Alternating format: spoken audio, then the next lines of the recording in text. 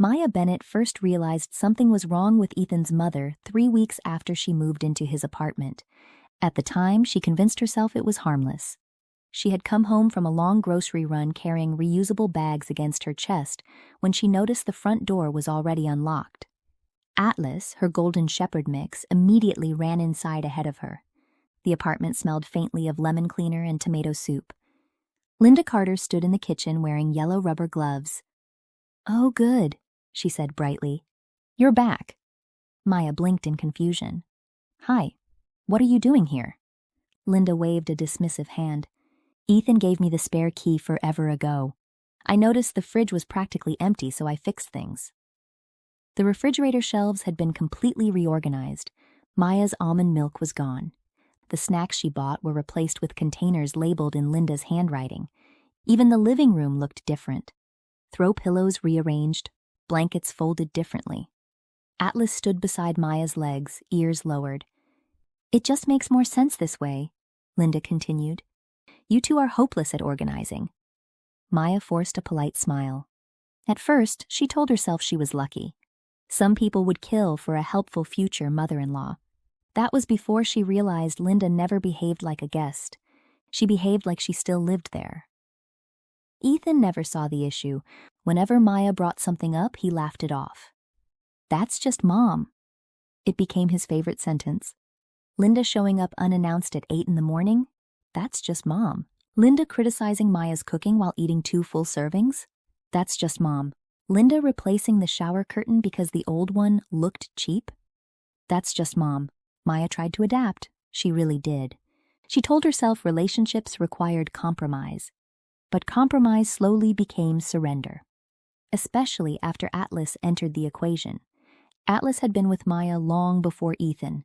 She rescued him from a shelter during one of the loneliest periods of her life, back when she was juggling freelance design jobs and sleeping in a tiny basement studio apartment with unreliable heat. The dog became her constant.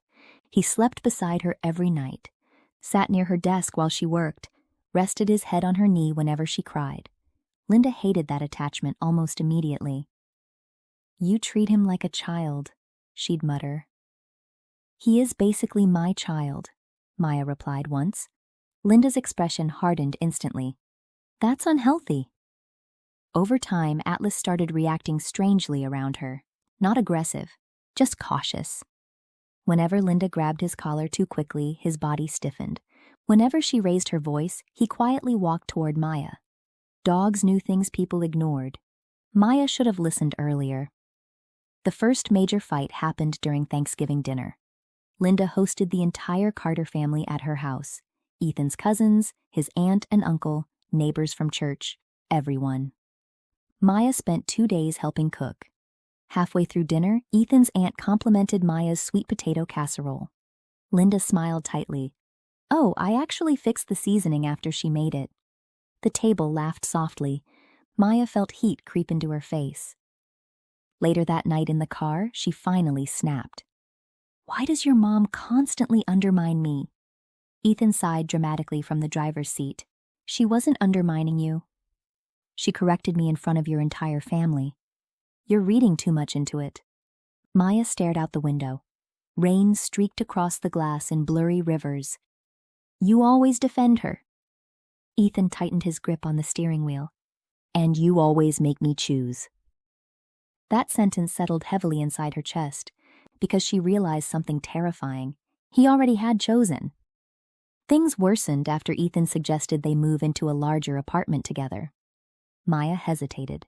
Not because of Ethan, because she knew Linda would become even more involved. She was right. Linda insisted on helping choose the apartment. Then the furniture, then the paint colors, then where Atlas's food bowls should go, because dogs belong in kitchens, not living rooms. The new apartment never felt like Maya's home. It felt like a property Linda supervised. Sometimes Maya would come home and immediately know Linda had visited. Cabinet doors rearranged, laundry moved, candles replaced. Once, she even found Linda inside the bedroom folding Maya's underwear while humming casually. Maya nearly dropped her bag. "Linda, you fold these incorrectly," Linda interrupted. Maya stood frozen. Something deep in her stomach twisted hard. That night she told Ethan she wanted the spare key back. His reaction shocked her. "You're overreacting. She shouldn't be entering our bedroom. She's helping us. She's invading our privacy." Ethan rubbed his forehead like she was exhausting him. "You know she means well." That sentence again, always the same. Intentions mattered more than impact. Linda's feelings mattered more than Maya's boundaries. Eventually, Maya stopped arguing because every conversation ended the same way, her apologizing for being upset. The leash incident happened on a cold Sunday in October, the kind of gray afternoon where the sky looked permanently bruised. Ethan had gone to a football game with coworkers. Maya stayed home finishing a branding project for a client, while Atlas slept near the balcony door. Around 2 in the afternoon, the front door opened. No knock. "Linda." She walked inside carrying grocery bags. "I brought soup." Maya muted her work call. "Linda, you really need to text before coming over." "I knocked." "You used your key." Linda ignored her completely. Atlas trotted toward the hallway as Linda unloaded groceries. A moment later, Maya heard the apartment door open again. Then Linda's voice drifting casually down the hall. "He doesn't need that ridiculous leash for 2 seconds." Maya's stomach dropped. She stood so quickly her chair rolled backward. Atlas sprinted into the apartment courtyard. Beyond the courtyard sat a busy intersection. "Atlas!" Panic exploded through her body. She flew down the hallway barefoot, heart hammering violently. Atlas bounded toward the sidewalk just as a delivery van turned the corner. Maya caught his harness inches before he reached the street. The driver slammed the brakes. Horn blaring, Maya collapsed onto the wet pavement, clutching Atlas against her chest, while adrenaline tore through her entire body. Linda finally walked outside. "Oh, relax," she scoffed. "Nothing happened." Maya stood slowly. Her hands were shaking uncontrollably. "You need to use his leash." Linda rolled her eyes. "He's fine." "No," Maya snapped. "He could have died." The silence afterward turned sharp. Linda stepped closer. "I've raised children. I think I can handle a dog." "That's not the point." Atlas pressed tightly against Maya's leg. Linda reached down suddenly and grabbed his collar. "He listens better when you stop babying him." "Let go of him." Linda tightened her grip. "Honestly, sometimes I think he'd be happier with us anyway." Maya stepped forward carefully. "Linda, let go." Then it happened, a violent shove against Maya's shoulder, hard enough to send her backward. She slammed onto the concrete floor of the courtyard, pain shooting through her wrist and hip. Atlas barked wildly. For 1 second, Linda looked startled. Then her face hardened again, and she said the sentence Maya would never forget. "If you leave Ethan, you are not taking this dog. He stays with family." Maya stared up at her in disbelief. Family. As if Maya herself wasn't one. As if she were temporary, replaceable. Atlas whined beside her while rainwater soaked through her sweater. Linda turned and walked back toward the apartment without another word.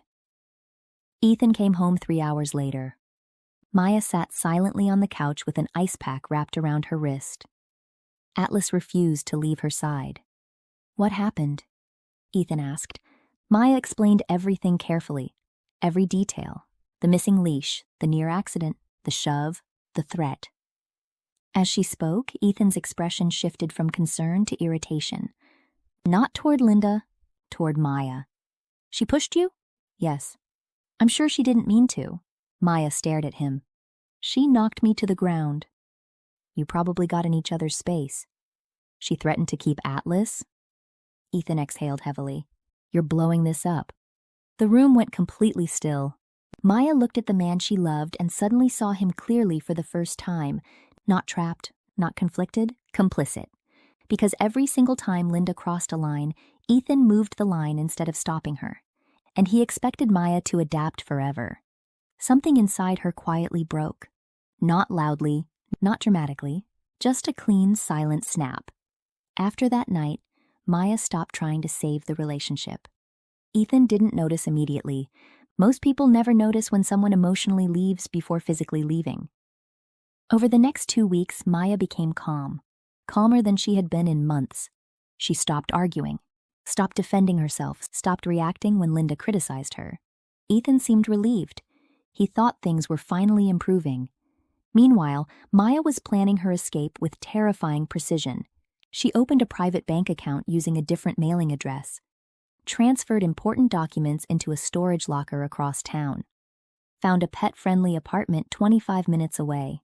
She quietly informed her clients of her upcoming address change. Every vet bill for Atlas went into a folder. Every adoption document, every microchip registration, everything already belonged legally to Maya alone. She began moving small items gradually. Winter clothes first, books next, extra kitchenware. Nothing noticeable enough to trigger suspicion. Atlas sensed something changing. He followed Maya constantly now, watching, waiting. One evening, Linda visited unexpectedly again and froze in the hallway. "Where's the blue lamp?" Maya smiled softly. "Oh, I donated it." Linda narrowed her eyes. "You should really discuss household decisions together." Maya almost laughed, but she simply nodded. That unsettled Linda more than fighting ever had. 3 weeks later, Ethan left for his annual camping trip with college friends. Every year, they disappeared into the mountains for 4 days with terrible beer and no cell phone reception. The night before the trip, Ethan wrapped his arms around Maya in bed. "I feel like we've been doing better lately." Maya stared at the ceiling. "Maybe. You know Mom cares about you, right?" There it was again, always protecting Linda. Even now. Maya said nothing. The next morning, Ethan kissed her goodbye at the front door. "Love you." Maya looked at him for a long moment, then smiled faintly. "Drive safe." She watched his truck disappear down the street. Then she locked the door and got to work. The moving truck arrived at 9. By noon, half the apartment was empty. By 3, only Ethan's belongings remained. Maya moved through the rooms with eerie calm. No crying, no panic, just focus. Framed photos disappeared from walls, bathroom drawers emptied, closets hollowed out. Atlas sat near the front door quietly watching strangers carry boxes. Occasionally he wagged his tail at movers before returning to Maya's side. At sunset, the apartment echoed. Maya stood alone in the living room one final time. It no longer looked like a home. Maybe it never had. She removed her key from the chain slowly and placed it on the kitchen counter beside a handwritten note. "You were supposed to protect us, nothing else. No screaming paragraphs, no dramatic insults, just the truth." Then she walked away. Atlas jumped into the passenger seat beside her as rain began falling softly across the windshield. For the first time in years, Maya could breathe fully. Ethan called 37 times the first night. Maya ignored every call. Then came the voicemails. Confused at first, then angry, then desperate. "Maya, what the hell is going on? You seriously moved out without talking to me? Call me back right now." Linda's messages sounded even worse. "You stole that dog. You're unstable. You don't abandon family like this." One voicemail included a threat about lawyers. Maya saved every message calmly, then blocked both numbers.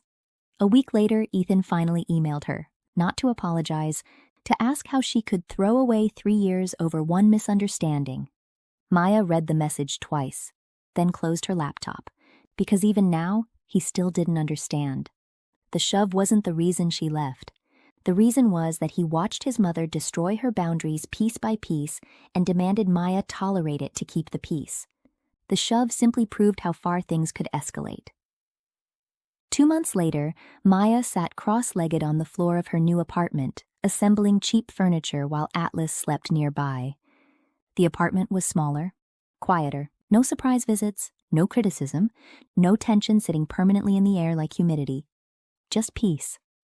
Outside, rain tapped gently against the windows. Atlas lifted his head sleepily when Maya stood to make tea, then relaxed again after confirming she was still there. Safe. Maya looked around the apartment slowly. Nothing matched perfectly.